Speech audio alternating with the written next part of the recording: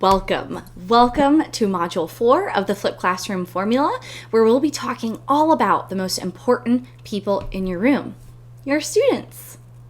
Now, you just came off of our first Work on the Work weeks, and I genuinely hope that week served your needs as they are right now, which means it was either a catch-up week for you, which is totally fine because this course is at your pace, or a week to really make some progress in creating those flipped videos. My hope for you being that you completed or are close to completing the flipped videos for your second unit in the course that you'll be flipping.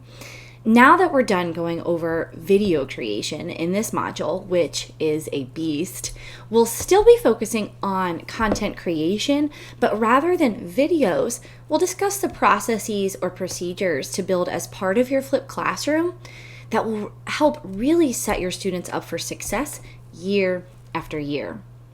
From how they take notes to what data you'll collect in your flipped classroom, we are covering it all in this module.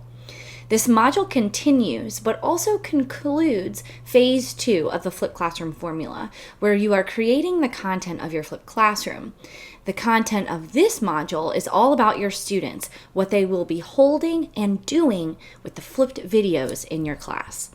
So buckle up for this one and focus on those take action pieces and taking another huge stride towards that thriving flipped classroom you are so close to achieving. And I'll see you in lesson 1.